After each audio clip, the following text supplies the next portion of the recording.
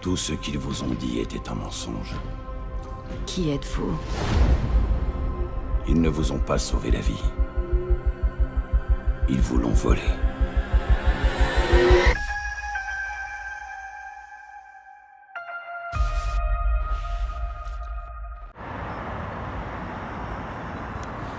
Alors, Ghost in the Shell. Le fantôme dans le coquillage, c'est ça? Ouais, c'est ça la traduction. Ouais.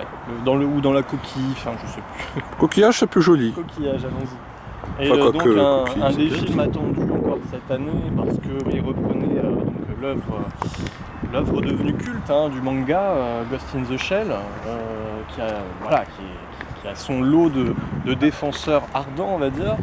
Et donc là, bon, Hollywood qui se réattaque à cette œuvre-là. Et qui a également ses défenseurs ardents, sans doute. Ouais, peut-être, ah oui, non, sans doute. Ses avocats. Je n'ai pas lu le manga, je n'ai pas vu l'anime qui paraît-il est très bien. Ouais. Et je n'ai pas vu Blanche-Neige et le chasseur qui... Ah oui, alors oui, c'est le réalisateur, c'est ça, Voilà, Rupert Sanders. Rupert Sanders.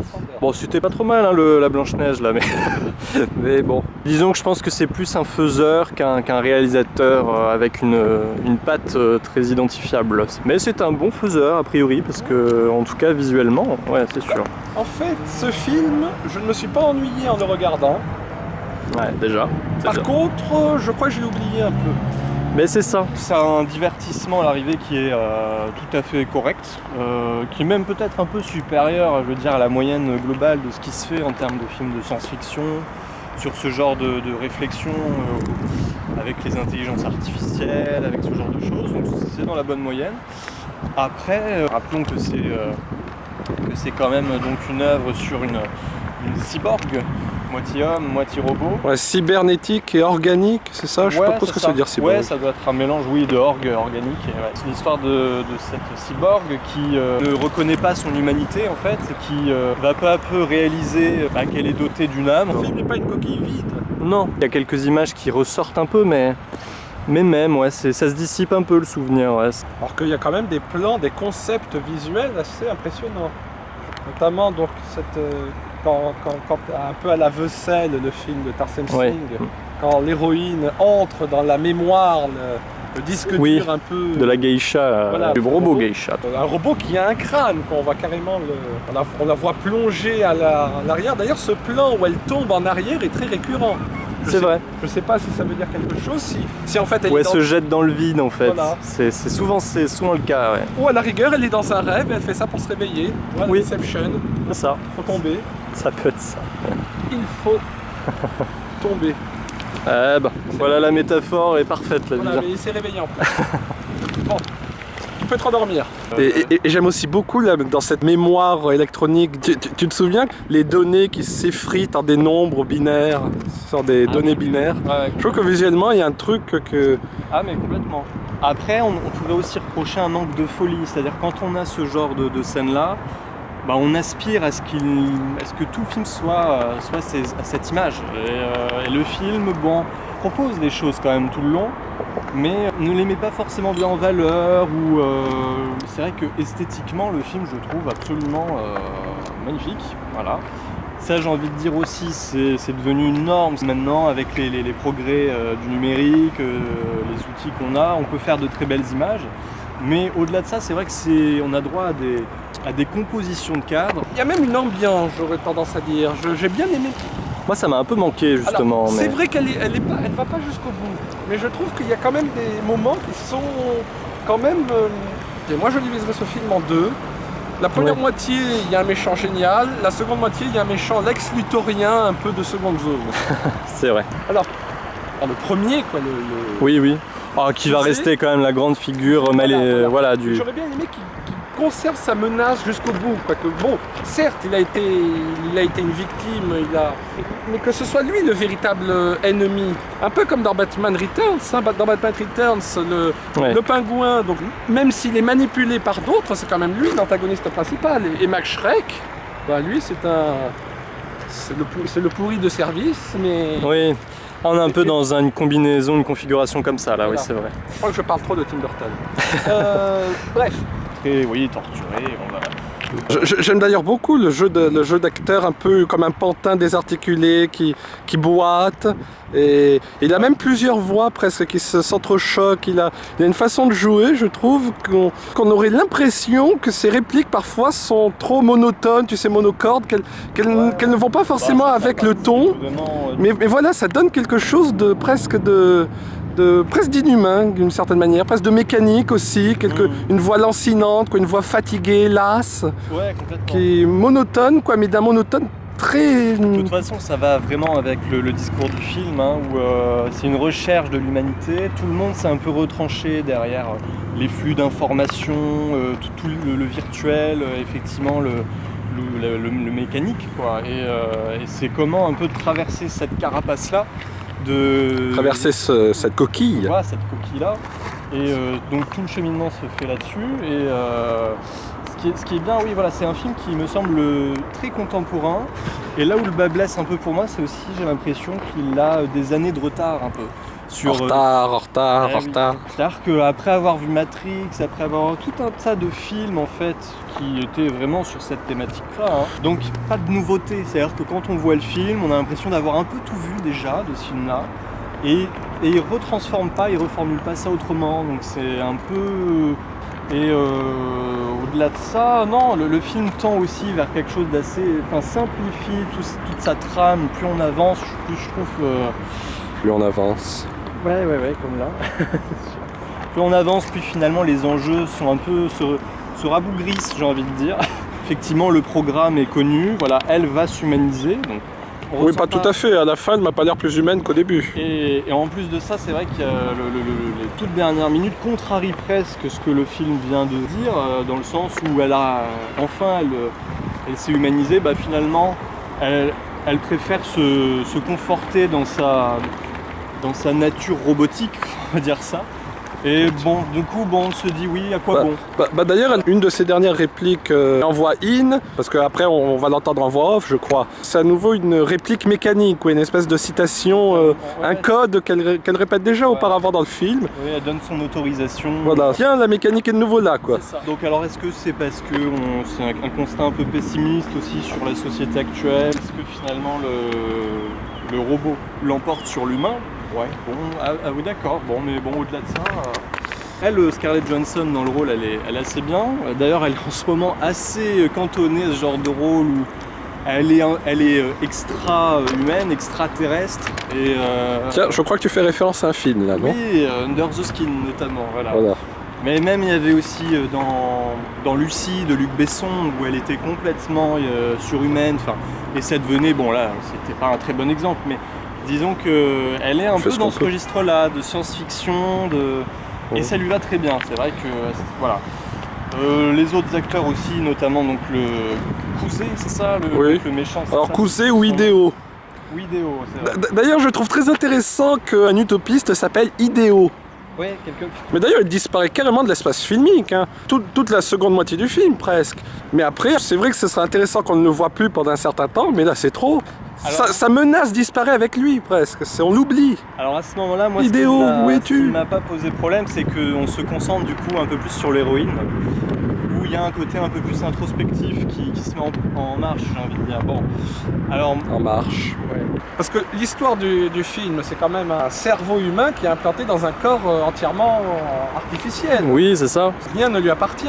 Cette humanité, ce fantôme, cet esprit, ce ghost, eh bien, il se trouve confronté à cette essence.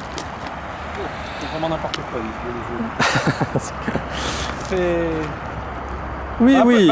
Un peu comme ça, c'est un être humain recyclé, entièrement fait de recyclage. Ouais, c'est un peu plus abouti dans le film quand même, hein. On a plus l'illusion d'un humain parce que là...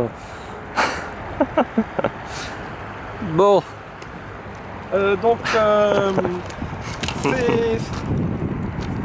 On ressent ça, alors qu'en plus, souvent les autres personnages le répètent, que de leurs propres yeux, elle est une humaine au même titre qu'eux. Oui. C'est-à-dire, il n'y a aucune différence, mais on sent que vraiment ça ne la concerne elle et qu'elle.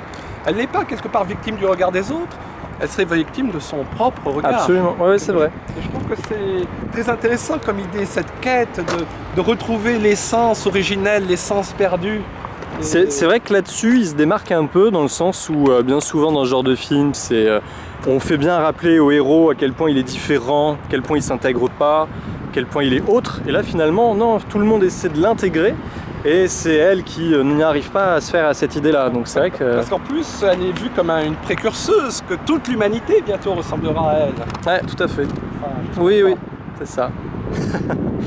J'espère pas. Cette quête de l'humanité, elle est toujours là, présente dans le film, je trouve, mais parfois pas assez, Ah oui, trop non. par retrait. Notamment une scène. Un moment, elle passe dans la rue la nuit devant une dame de petite vertu, tu sais, Ah oui, qui oui. elles aussi ont évolué avec la technologie. Hein. C'est ça, on va dire. C'est sûr. C'est-à-dire elle a carrément la mâchoire plastifiée, Oui. des cils plastifiés. Alors c'est même plus les fossiles là, à ce stade-là. C'est Oh. de faux Ouais, fossiles. c'est voilà, c'est clair. Bah, c'est elle qui est devenue un fossile plutôt. Bref, Ouh, oui, ouais. Elle est bien entretenue. Bon, alors on va dire voilà. ça. L'héroïne la paye pour justement... Pour y croire, c'est-à-dire qu'on pourrait croire que ce serait pour une séance, enfin tu vois, tu comprends l'idée. Oui, oui, Je oui. trouve que le film est très intelligent de rebondir là-dessus. En fait, non. Elle veut juste découvrir ce qu'elle aurait pu être. Presque cette femme, c'est son reflet. Oui, complètement. C'est- Mais c'est aussi un rendez-vous manqué, moi je trouve, sur le plan thématique. C'est-à-dire que à ce moment-là, déjà c'est trop court, c'est une scène qui est Ça, bien c'est trop sûr. courte. C'est ça qui est... Mais je trouve qu'il y a quelque chose de. Et ça aurait dû amener une sensualité, moi Mais il y qui a me déjà une manque sensualité. quand même Il y un a peu déjà au une sensualité. film. Alors peut-être elle est légèrement. Un peu trop allongée, sage, un peu- c'est un peu trop sage. Oui, enfin, il n'aurait pas fallu non plus que ce soit trop passage. Mais bon, ils auraient pu aller plus loin. Parce qu'effectivement, elle désire le corps humain. Ah oui, Dans cette. mais elle désire il y a surtout, une voilà. sensualité avec non seulement le corps humain, mais avec son corps elle, enfin je veux dire. Complètement, elle est en train son de... reflet, sa partie humaine. C'est une quête d'essence, quoi. Voilà. C'est un peu ça. Elle essaie de toucher et de comprendre en fait comment l'humain fonctionne et ce qui l'émeut tant en fait dans l'humanité. Et voilà. Elle lui pose la question est-ce que ça fait mal? Qu'est-ce que ça fait? Qu'est-ce Oui, qu'on voilà. ressent Ouais, ouais. Non, ça fait pas mal. Bref, il y a vraiment des scènes comme ça que je trouve très, très fortes, alors que ce soit visuellement ou même dans la symbolique. Et surtout, moi, une scène que j'admire, c'est celle du milieu où il y a la première confrontation avec le méchant. Première découverte, quoi, Ouais. parce que carrément il se découvre le visage. Eh bien, Ici, on ouais. avait toujours vu encapuchonné, C'est vrai. un peu à la Dark Vador, tu vois. Oui, c'est ce c'est- genre oui, oui, Ouais, d'aura un peu. Ouais. Bah, d'ailleurs, même dans sa voix, il y a un truc qui va pas, qui marche pas. Quelque chose d'enrayé, voilà. Ouais, Il a quelque chose d'enrayé dans la voix. Bah, d'ailleurs, j'adore sa voix. Ses voix. C'est. C'est un torturé, ce type. Ah bah oui, il va pas j'adore bien, ça. oui. Il y a un jeu, même là, dans l'esthétique, avec la noirceur, que je trouve très intéressant, très prenant. Et puis je trouve que c'est bien ce personnage-là, il réintègre l'idée du passé qui hante en fait, et d'un passé dont on se souvient pas forcément ou dont on se souvient trop. D'ailleurs, c'est pour ça que pour moi, ça aurait dû être la némésis principale, c'est qu'il est comme elle. Non seulement il est comme elle, mais il agit comme elle. Ou Ouais. elle agit comme lui. Parce qu'à un moment, il prend son menton, enfin Oui, sa sa mâchoire, mâchoire. Ouais. il y a un côté halluciné où il caresse la mâchoire tout en lui parlant, mais il ne la regarde plus elle. C'est vrai, non, c'est bien fait. C'est comme si finalement elle était résumée à ce corps-là. D'ailleurs, ce que je trouve très intéressant lors de cette scène, c'est qu'il y a déjà un aspect de désir, surtout de la part du méchant, comme elle désirera Oui. ensuite son propre corps, Ouais. enfin son reflet, Enfin, quoi, oui, oui. son double. Donc là, le méchant, il a déjà un désir envers elle, mais ce que je trouve très intelligent, c'est que ce désir peut être lu de deux façons. Soit la façon la plus utilisée, la plus Ouais. souvent reprise, ben, il est un homme, elle est une femme belle au demeurant, Oui, oui. et voilà, donc il y a déjà cette attirance-là. Mais à côté de ça, il y a aussi le fait qu'il trouve qu'elle est réussie. Parce que lui, c'est une expérience ratée, donc il y a presque une fascination comme si lui aussi se voyait en elle. Encore une fois, un jeu de désir que je trouve C'est un vrai, jeu c'est de vrai. reflet, quoi. Oui, oui, ça se complète bien. Et puis vraiment sur la fin, c'est ce que j'ai plutôt aimé. Il y a une tentative d'aller vers une sorte de tragédie romantique un peu, enfin si on veut, hein, entre donc l'héroïne et lui. Qui veut l'attirer du côté obscur de la C'est force. ça que j'aime plutôt bien, parce que même si on pourrait croire qu'il se radoucit, c'est un peu le cas, mais il est quand même toujours très, très imprégné de cette noirceur-là. Et moi, ce qui m'a plu, c'est quand même qu'il y ait d'un coup ce côté les héros romantiques tragiques qui d'un coup s'incarnent un peu comme ça. J'ai trouvé ça plutôt beau. Même si voilà, ça a tendance aussi à contrarier la folie peut-être du... Fallait pas qu'il s'en aille. D'ailleurs oui, il était entouré de tas de câbles, ça j'adore aussi cette esthétique où il y a des câbles qui tombent du plafond, Oui. Mais voilà, ces câbles, ils sont peut-être là, mais d'une certaine manière, ils ne le sont pas. Parce que... Oui, Strike aussi. Ouais. Parce que ils se fondent tellement dans le décor, dans la masse, qu'ils en deviennent presque absents. Et c'est c'est aussi un autre reproche que je fais au film. Bon, il le faut pour un film futuriste comme ça. Mais il lance des tas de codes visuels qui, quelque part, sont lancés comme s'ils devaient avoir une importance prépondérante à l'histoire, mais restent en toile de fond. Ouais. Alors, ne serait-ce que par les publicités d'un nouveau genre hein, qu'on voit. Bon, ça c'est normal. Oui, ça doit être alors ça faux. c'est une... Oui, c'est un code esthétique, ça qui revient souvent. Il y a vraiment des trucs, bon, un petit détail. Oui. À un moment, l'héroïne veut aussi découvrir son propre visage devant un miroir holographique. C'est-à-dire que, un miroir en 3 dimensions, c'est son double. D'ailleurs, ils ont apparemment trouvé une solution au problème gauche-droite des miroirs, hein, parce que Ouais, elle c'est sa main droite, le miroir c'est la main droite aussi, c'est-à-dire que c'est à sa gauche. C'est ça. Voilà, bon. C'est plus une symétrie centrale, c'est une symétrie axiale. Voilà, oui. Non, c'est l'inverse. Enfin bon. Mais c'est l'inverse quand même. Bon. Mais là encore, Une ça toute passe petite trop scène, vite, voilà. Ça passe trop vite et ça réapparaît pas. Pourquoi un miroir holographique? Pourquoi pas tout simplement un miroir normal? Parce que c'est présenté de telle sorte qu'on a l'impression, enfin c'est mon ressenti, que ça va être une donnée qui va ressortir après, un implant qui va avoir son paiement. Ça nourrit l'univers, Oui. ça c'est sûr, mais... Disons qu'il y a eu... Moi ça a suscité en moi l'espoir que le film porte réellement sur cette idée introspective quoi, de l'héroïne qui se cherche. Et là aussi, où le bas blesse, c'est-à-dire que même cette tentative-là d'introspection, on pourrait dire, hein, elle n'est pas aboutie complètement. C'est-à-dire que moi, en fait, j'aurais presque préféré un autre film. C'est pour ça que je suis assez mitigé, même si je trouve que c'est d'un niveau tout à fait respectable et honnête. Mais j'aurais préféré presque que le film s'attarde que sur les questionnements que se pose l'héroïne, avec des moments suspendus où elle essaie où elle peut être face à un miroir, où elle peut être dans une... elle est face à un miroir. Mais voilà, non, je dirais que pour finir, c'est quand même un film qu'il faut voir au moins pour l'esthétique. Et puis pour ceux qui ne connaissent pas effectivement l'œuvre originale, c'est toujours bien de voir à quel point l'univers est quand même solidement conçu, élaboré. C'est foisonnant de détails et à tel point que le réalisateur ne sait pas qu'en faire de tous ces détails. Ouais, je pense qu'il n'a pas su choisir l'angle pour raconter son histoire. Je pense faut dire aussi que si le comic, je ne l'ai pas lu, mais si c'est une série pas de comics, de manga, si c'est une série de mangas, ça a dû être un condensé. Voilà. Oui. Ça me rend très curieux en tout cas de voir l'original en fin de compte, plus que de le revoir lui par la suite. Et puis il y a des tas d'autres personnages aussi qui sont amenés, les autres membres de l'équipe, de l'héroïne, parce qu'elle n'est pas seule, le major, elle s'appelle. Ouais, c'est ça. Oui, parce que la majorette, c'est un peu moins imposant, oui, c'est sûr. Pardon? C'est en imposement, a priori. Oui, mais tu sais, mais qui sait, oui, elle pourrait jouer de ça, hein. Ah, vous me sous-estimez. Vous me sous-estimez. Et là, elle sort sa baguette et... Enfin, ça l'aurait pas vraiment fait abandonner. Je crois qu'on a un truc. Je crois qu'on a une piste. Mais donc justement, les autres personnages de ce groupe, ils sont montrés, ils sont même introduits, mais après non. Il ne reste plus que elle et son acolyte blond, là, le beau gosse. Et... Disons que de ce film-là, j'en ai surtout retenu effectivement les bons côtés, parce que sur le moment, c'était plutôt plaisant. Mais oui, voilà. Mais c'est vrai que ces bons côtés... Mais ça va être quelque chose qu'on va très vite oublier quand même, je pense. Deviennent creux, quoi. Le ghost a tendance un peu à se racrapoter dans son chaîne. Oui. Il y a une esthétique, un univers visuel, mais malheureusement, on est parti de quelque chose de très vaste, de très grand, et on se retrouve complètement enfermé.